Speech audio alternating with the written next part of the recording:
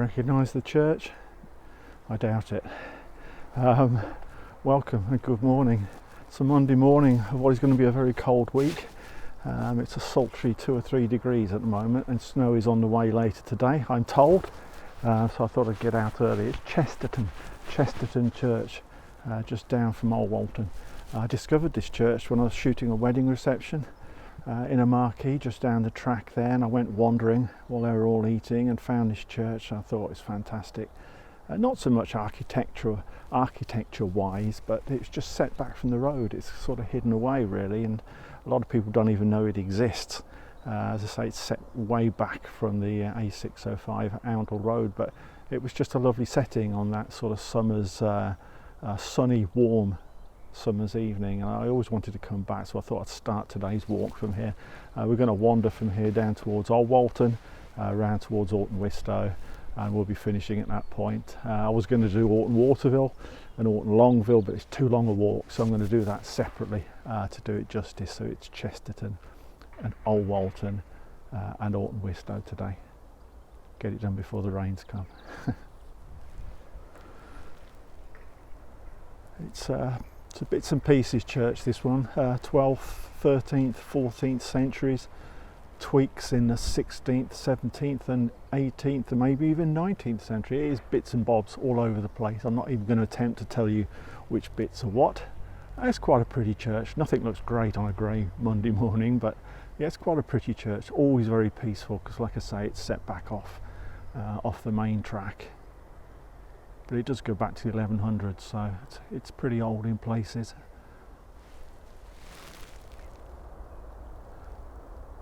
Just looking out across this field at the back of the church, there used to be a really spectacular stately home here, Chesterton Manor.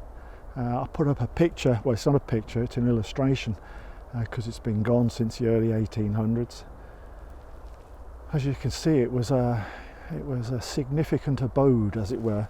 Nobody knows really where it was, apart from it was near the church. And looking on an aerial map, this looks about where I think it was. I'm guessing, but I think this is probably the site of Chesterton Manor. And it was lived in by the Driden family.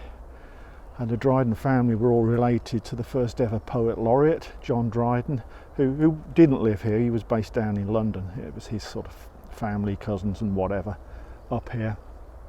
But it was a fantastic building, but it disappeared in 1807. It was levelled, but there's some significance to this. The only reason I'm showing you this is it's going to crop up again as we do this walk, because the manor was basically dismantled and some bits of it went walkabout, presumably legally, but appeared elsewhere in this area, and we're going to see a couple of those sites on the way around. But I think Chesterton Manor was here. I'm fairly confident it was. Just sneaking through a gap in the fence here to just view the Priory, as it's known, which used to be the rectory. Fantastic building. I think it goes back to the 1700s.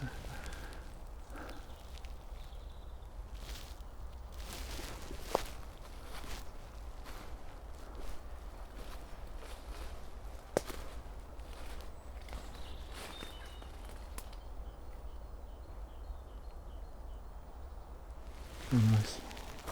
Walking back down the track to the road now. This, I assume this is the rectory as it is today.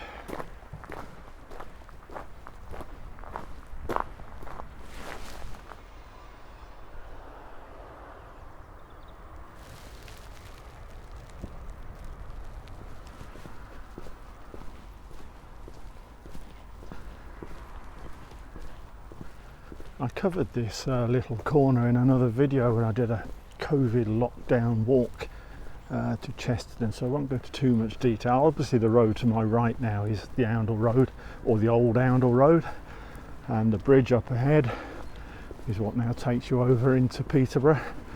But the road veering off to our left here is where Oundle Road used to go. A fight with the traffic this morning. But yeah, this sort of stretch we're heading around now used to be the Oundle Road. We are now walking on what was the Oundle Road. You'll see it more clearly in a moment. There's still some houses down here, which will date back quite a long way, I would imagine. But you can see the road in the distance heading down to the A1, and this short stretch before that doesn't go anywhere really except to these houses. But that was the Oundle Road. That's how you would travel from Peterborough to Oundle in the past. I was quite frustrated the other night trying to work out when the hell this relatively new section of road over this bridge that carries us over the A1, when it was actually built, and I don't know. It wasn't here in the 60s, it was here in the 80s, so somewhere between the two it was built. I thought it was late 70s, I might be right, I'm not sure. But they had to build it because the old Oundle Road crossed the A1, and you'd never want to do that nowadays.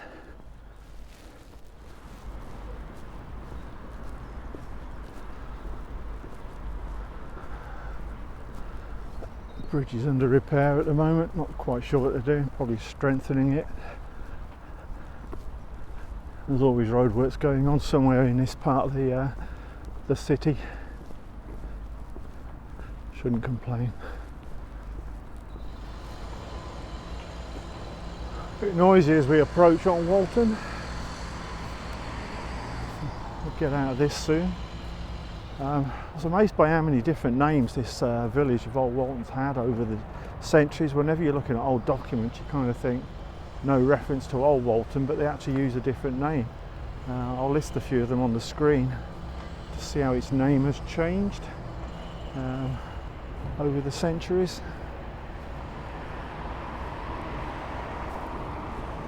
I think a lot of it comes down to pronunciation, really. People document what people appear to be saying. It probably hasn't changed that much. It's just how people choose to spell Old Walton. The noise is really coming from the beginnings of the conversion of the East of England showground to a pretty big residential area, which is a bit sad in a way. I guess we need houses.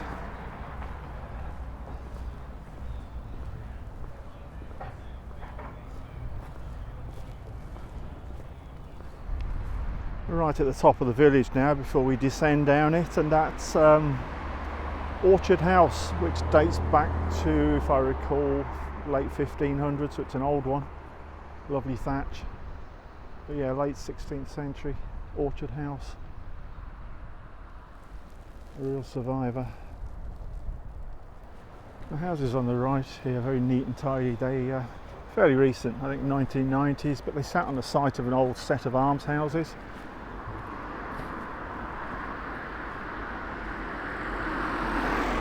That were demolished, I think, in the 1970s.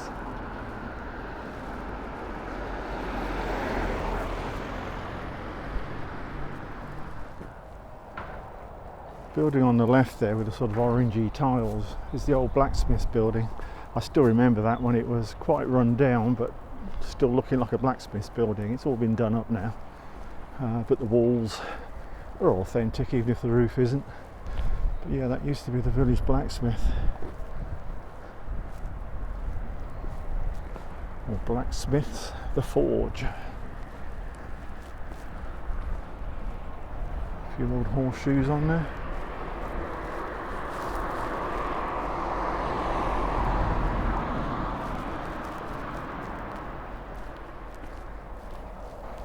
Number 22, Oundle Road, and that used to be the old police station. It's quite a big building for a police station for a village. Now, I've got no idea of dates on this. I did try and find them. I don't know what it dates back to, or even when it closed.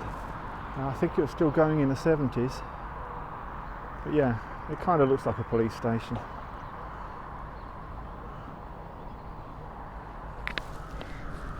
We're in the sort of car park backyard of the Cuckoo pub, inn.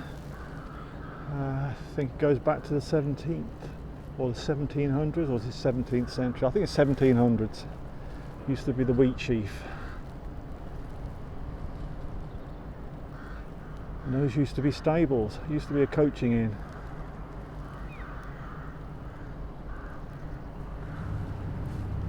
Must have been a barn at some time, I think. You can see a hidden window or doorway halfway up it.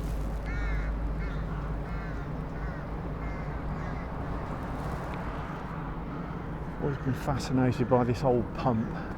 There are websites that specialise in old vintage water pumps, and this one does not appear on any of them. I can't find any dates, any details, any makers. It's definitely a water pump. Well, I say it's definitely a water pump. What else could it be? Yeah, it doesn't get a mention anywhere.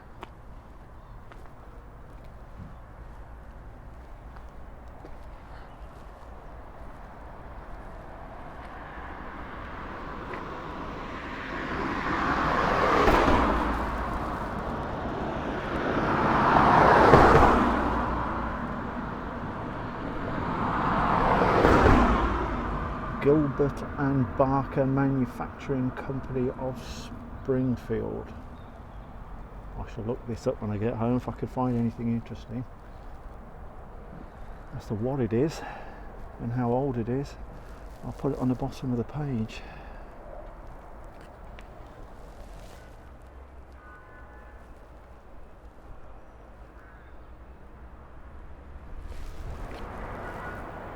It's always bugged me. I preferred it as the Wheatsheaf, and it never endeared itself to me because of that sign. I mean, if you're going to call it a Cuckoo and an old English pub, at least put a picture of an English Cuckoo. Whatever that is, it ain't a Cuckoo you're going to see in this country. Bit silly, really. It's the village post office as it is today, built in the late 1700s. Used to be the grocer's. Was the grocers in the early 1900s, Wortley's Grocers. I've got a picture somewhere I'll put up. The post office used to be further down the road, which we'll pick up in a mo. This was actually badly damaged by a fire. It was rebuilt in the 1990s. And it's certainly been the post office all the time I've lived here, since the 70s. But as I say, it wasn't the original post office. Still a wonderful building. The old chapel. I never could make sense of this because it doesn't look like a chapel. And when I looked at some old photographs, which I'll put up, you can see that whatever this is, it certainly wasn't the old chapel. Well, it was on this site, but that is not it. The old 1820s chapel must have come down at some time. It was a Wesleyan chapel and looked like every other Wesleyan chapel, as you can see in the pictures, just about. But this sat on the site, or sits on the site of where that chapel was. That was the original post office, as you'll see from an old 1901 photograph. That's where it used to be before it moved up to its current site. This gateway always used to get me. It just looks so old, and it is. But it's a bit fake in a way. Well, it's not fake, it's genuine, but it doesn't come from here. 1684. This was formerly the entrance doorway to a place called April House in Facet, which was demolished in 1975 and ended up here. Not sure how. Fantastic thing nonetheless.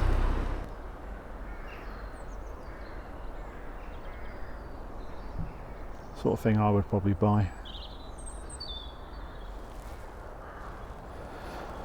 But just across the road we have the Church of St Andrew, which dates from 1190. Got a precise date for this one. Lots of big changes along the way. It's a nice church. Always very quiet and peaceful here.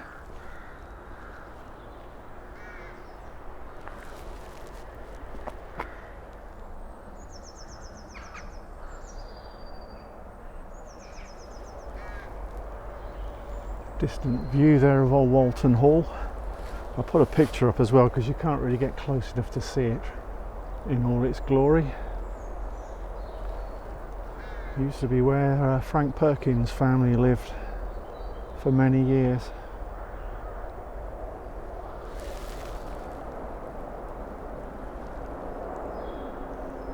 1735 on that old sundial.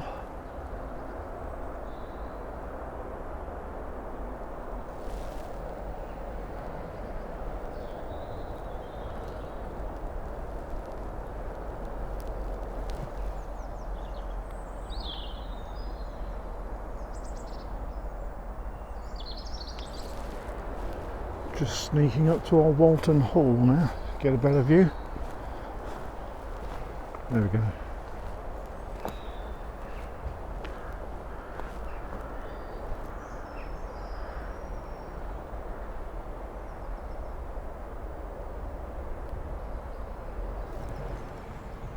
(1645) those houses date back to. Cottages, or whatever you want to call them. Mid 17th century.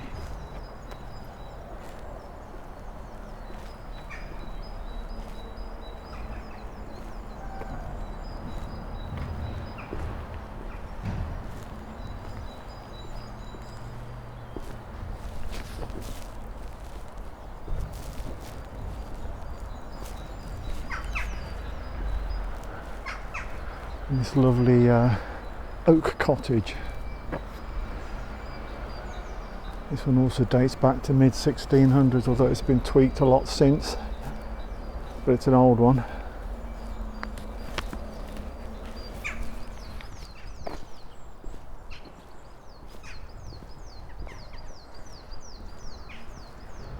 The green doored garage type building used to be stables and coach house to the old rectory building, which is somewhere around the back of it. Might be able to see it over this fence. They're listed buildings, so pretty old, mid 1800s, maybe a bit earlier. Heading down Mill Lane now.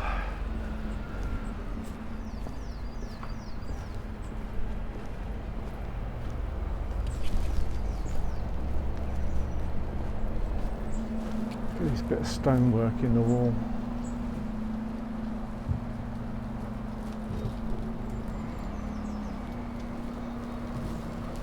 No idea where that's come from.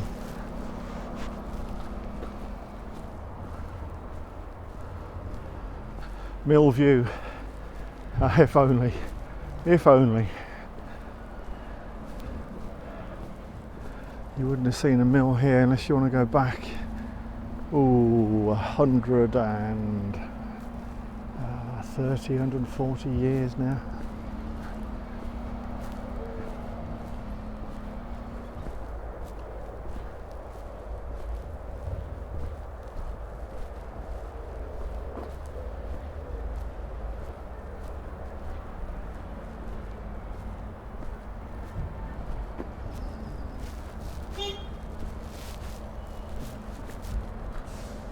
Building there behind the fence in white is the old mill house, where the milling family down here would have lived. I'll tell you a bit more about the mill in a short while, but that's the mill house. There's also well, it's where the Royce family lived in the latter years of the mill, and it's where Frederick Henry Royce, half of Rolls-Royce, it's where he was born. You'll see it better from the other side.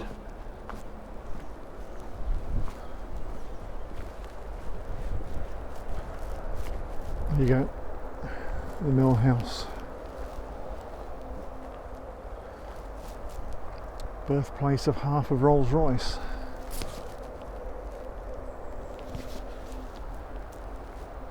Where we're treading now would have been the site of the watermill.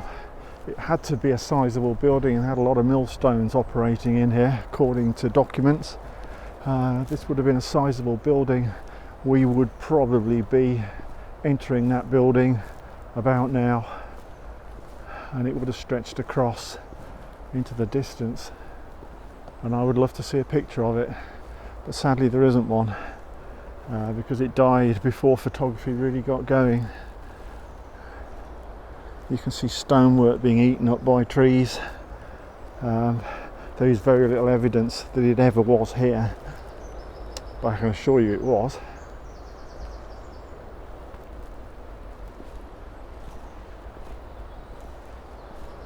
We would most certainly be in the building now. This was the waterway that came down to power the mill. Not all of it, but it's where the water supply came from.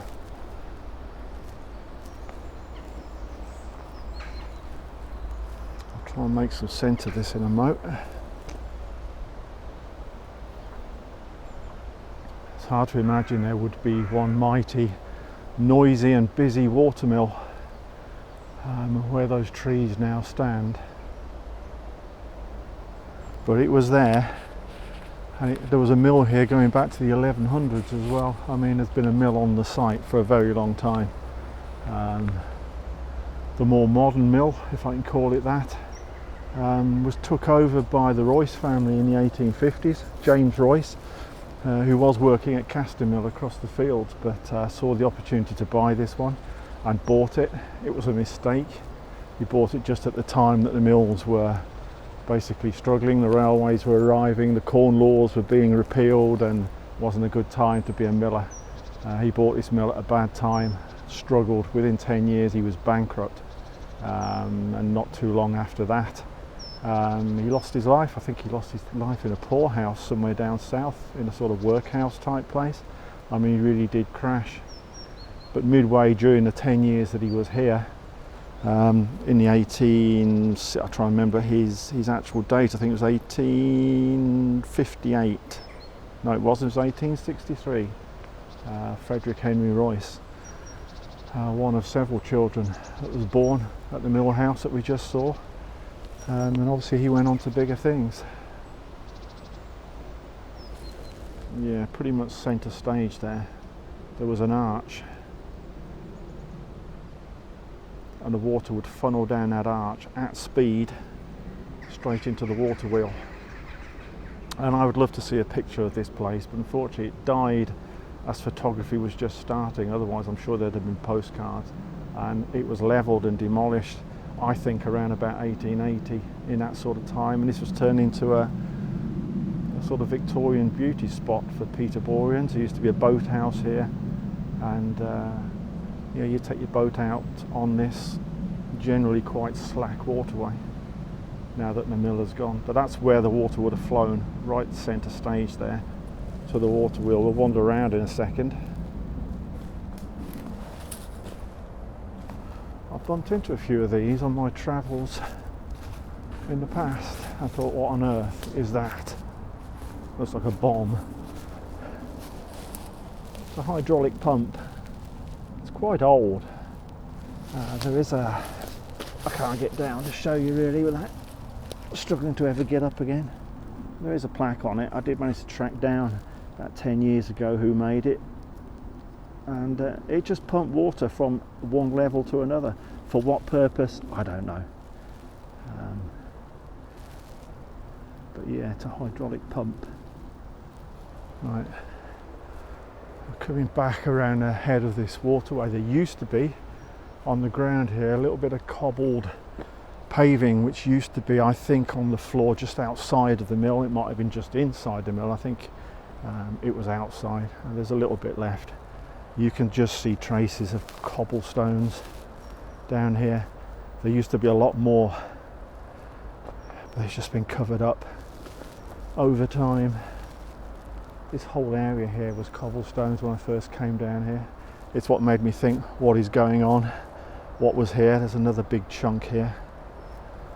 Would have been a pathway, trackway alongside the mill. So here's the feed that used to go into the water wheel. I put up an old picture of what used to stand exactly there, which has now been buried by leaves. As you can see, there was an archway here, or the very top of an archway here, and that's where the water used to flow. So I know that that water came over here and down this channel. This tree wasn't here. The water wheel, I am totally certain, would have been right in front of me on this drop down. And I think it was on the outside of the building rather than the inside, as they tended to be on older mills. The water would turn the wheel around about here and then pour out into what was the mill pond, which is this in front of us. But I'd love to prove it. I'd love to spend days and days digging all this out and trying to find evidence. There is stonework here, and I believe the water wheel would have been right where this tree is, on the outside of the building. But it fascinates me. I'd love to know more about Alwalton Mill, but there's just nothing out there.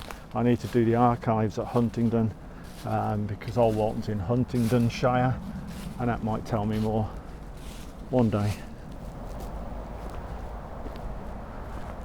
As I mentioned, the white building is the mill house where the milling family would have lived, and the Royce family would have lived, and where Mr. Frederick Henry Royce was born. The old buildings behind it would have been part of the mill setup. There was always a lot of outbuildings with water mills. They are undoubtedly part of the mill setup. It was quite a big industrial site, all in all. I don't know if we can get around the front of those. I think there's a footpath that goes down there. I might try and have a look. Public footpath.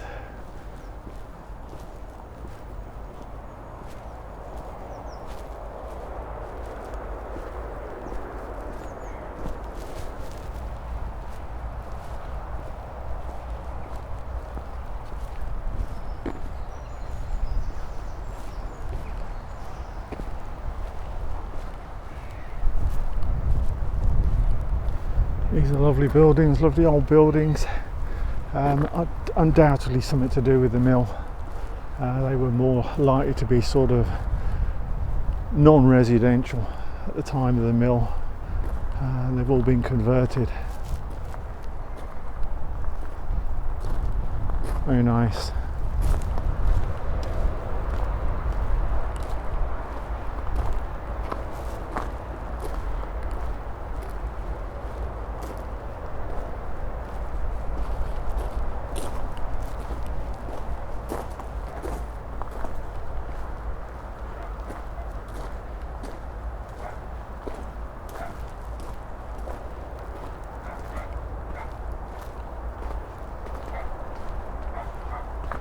(1724).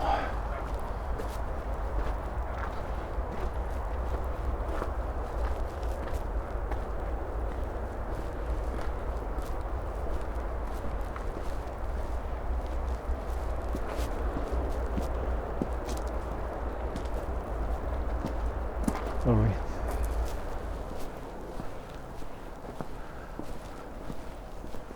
Just coming up past those the old rectory outbuildings that are listed. I couldn't see the rectory from this side. I couldn't get over that fence. Just couldn't see it, but I think we'll see it from the other side in a moment, hopefully.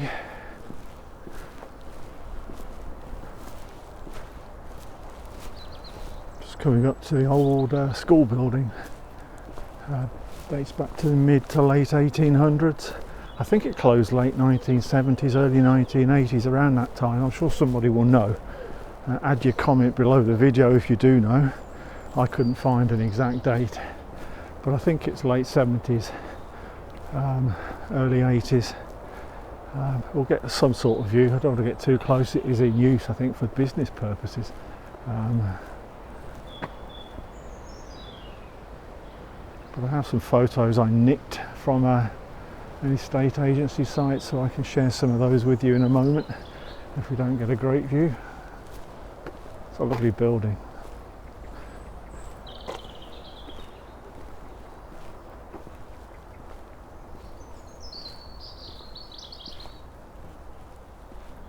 Very nice.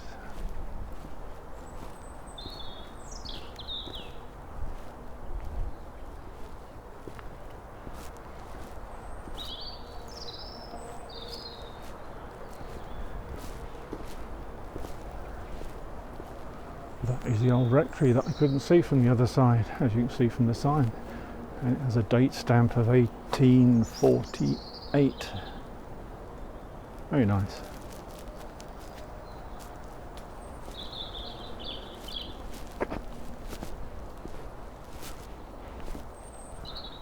Now here's a clunker of a building. Alwalton Lodge.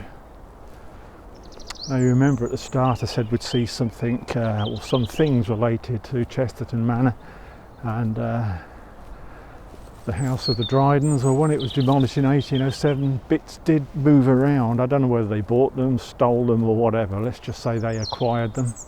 And I think it's the doorway of this one came from Chesterton Manor, but certainly part of that was taken from that Chesterton site. And yeah, it used to be a lodge house. It used to be a toll house, if I recall. They used to collect tolls here of people passing by. It's a spectacular building.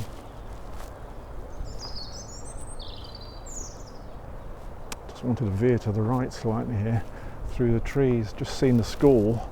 That was the sort of schoolmaster's house. It was alongside it. You can see it's the same architectural style. The two sat side by side. You see the side of the school.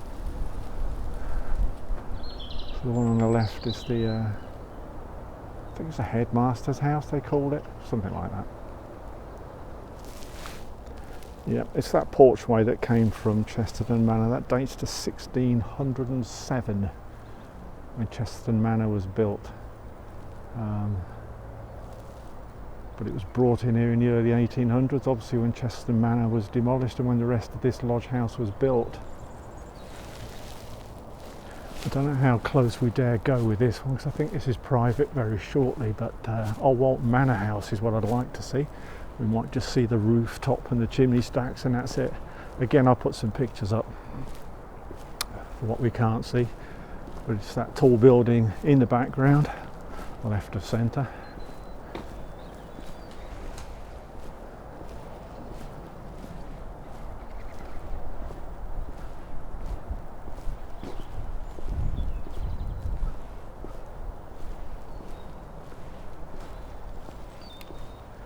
Dates back to 1600s.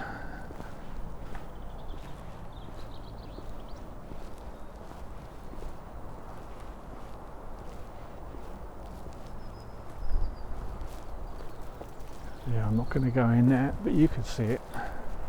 It's a lovely building. I'll put a picture up.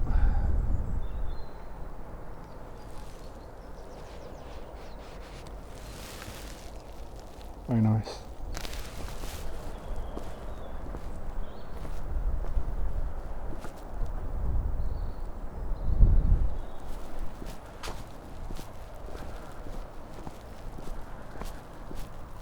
We're dropping down out of Alwalton now towards the river. Hopefully, can't be anything else down here.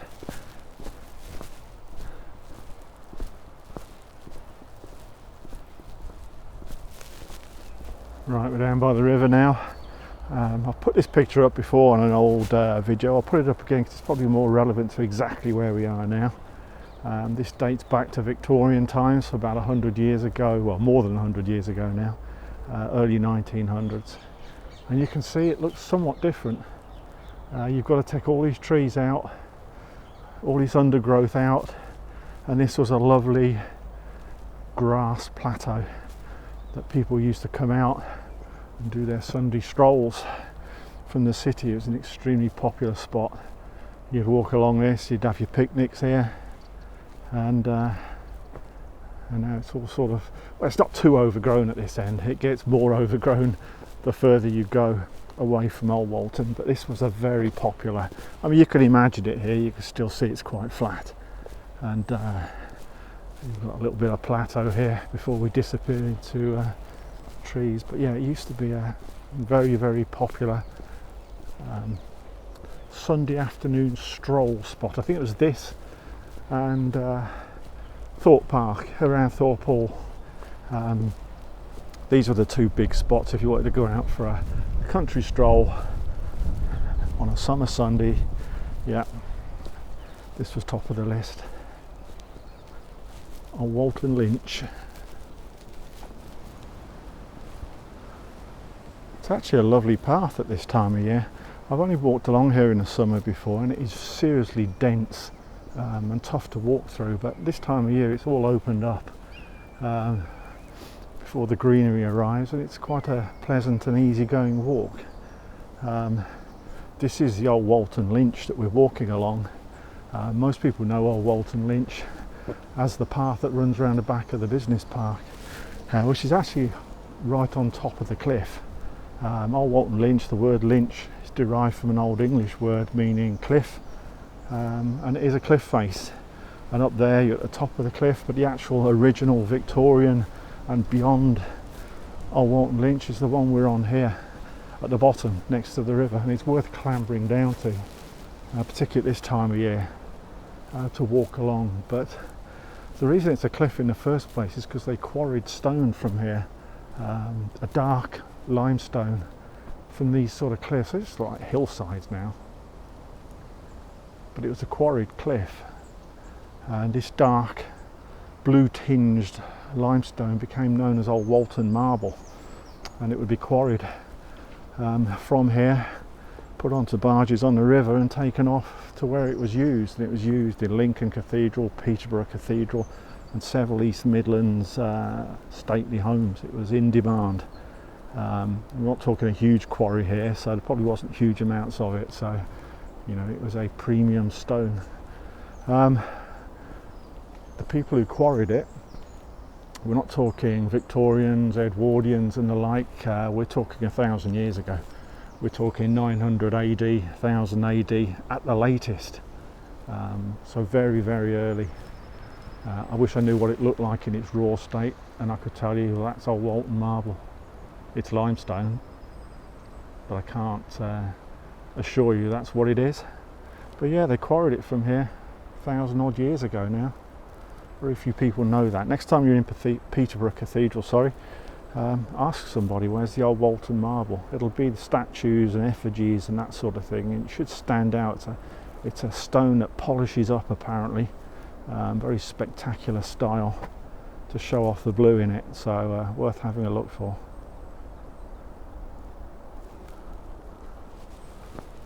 I shall prove my point, I think, by clambering up the cliff, as it's more of a hill here.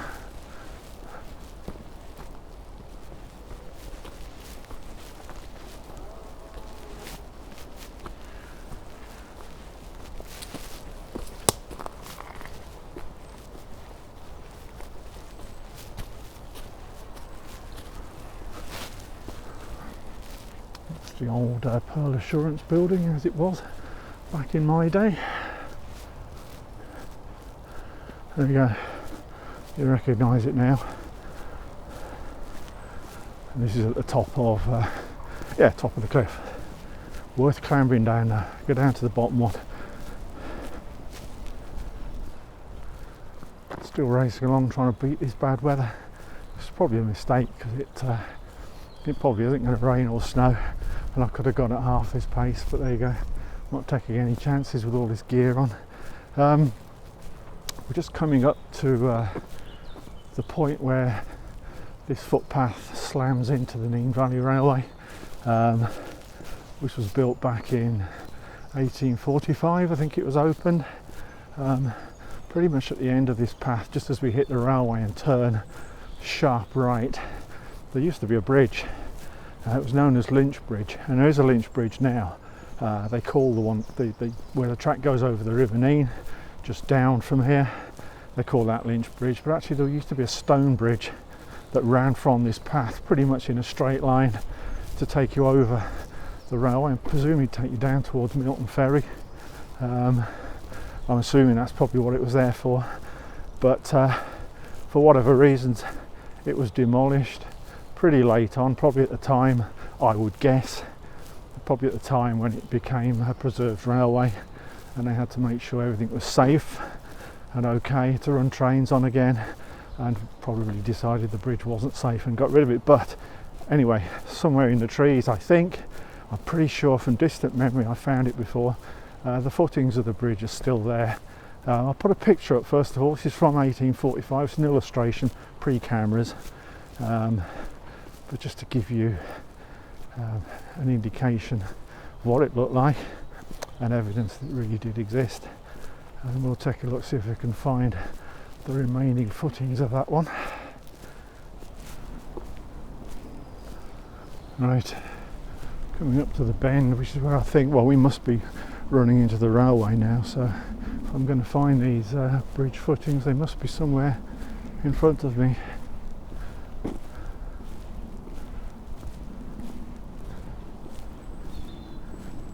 think it must be where this rise is.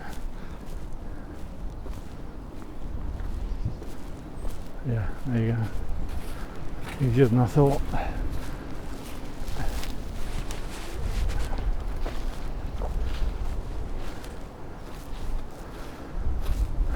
Yeah, I can't get through the fence. I'm sure I used to be able to, but yeah, that's one side of the bridge. I'm sure you can see the other side from somewhere.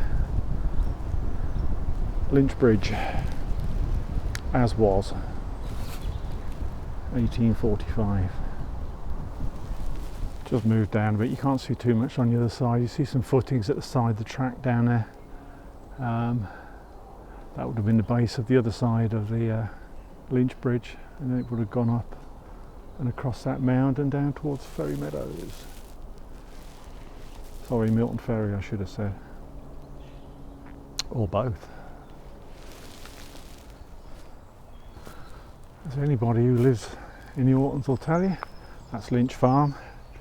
A mystery building. It dates back at least 200-300 years, maybe more, but this is another one with an offcut from Chesterton Manor. I don't know, there's so little online to tell you what is what. I can't tell you which bit came from Chesterton Manor. I would assume, or others would assume, it's the sort of mock tower to the left, but I don't know. In the illustration we showed earlier of Chesterton Manor, there's nothing looking like that turret. But there are bits of Chesterton Manor in Lynchwood, or Lynch Farm, sorry. It's a lovely old building. It's been referred to at times because some old maps show it as being on the site of Alwalton Castle, and people have said, what castle? Can't find any evidence of a castle. Well, there wasn't one. It was an architect's name that was given to a Roman camp. Now, I don't know when that name was given or when the architects dug it out. There are a lot of Roman sites around here and inside Ferry Meadows, and there was a Roman camp in this field, probably alongside Lynch Farm rather than under it. But old maps show Lynch Farm as being on the site of Alwalton Castle. It wasn't a castle, it was a Roman camp. There's never been a castle here, despite the turret that is made to look a little bit like a castle. Yeah, lovely building.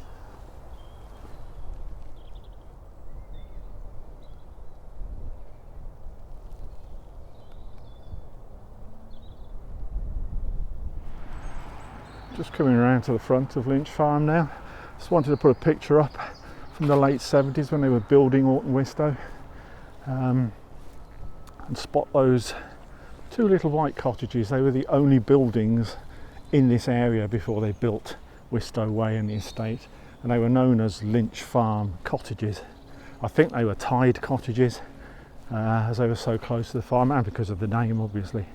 But they are Orton Wistow's only original houses amongst all the other houses that are here now, and there's many of those, including mine. But this is our bit of history around Wistow Way. That's the front of the farm.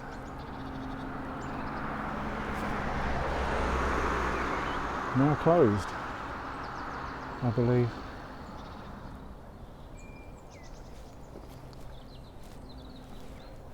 And Lynch Farm cottages are just next to where that van is. As you'll see in a moment. I'm having one of those days today, one of these walks where wherever I go, there's something else getting in my way. It's either a dust cart in Alwalton, a post office van, of which there's another one here, and now we've got a big white something van right in front of what I wanted to film. It's just not my day. I'm going to slow down. He's going to move it in a minute. They've heard me. They're both going now. There you go, it's that cream building there. It's been knocked through into one very desirable residence now. But that was the two tied cottages, the Lynch Farm cottages, as was. There you go, I've actually just noticed for the first time ever, even though I live nearby, looks like there's a date stamp on it. I'm going to close in and have a look at that.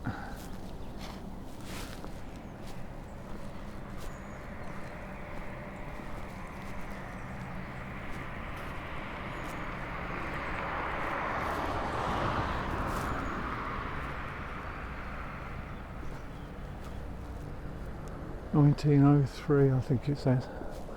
I can't tell looking through this phone, but I'll see it on the screen. Yeah, it was 1903, which is good. That's kind of where I thought it was. It's not on an 1899 map I've got, and it is on a 1920 map. I knew it was between the two dates. Now I know. 1903. As I say, the only buildings that predate the building of Wistow Way, our own bit of history.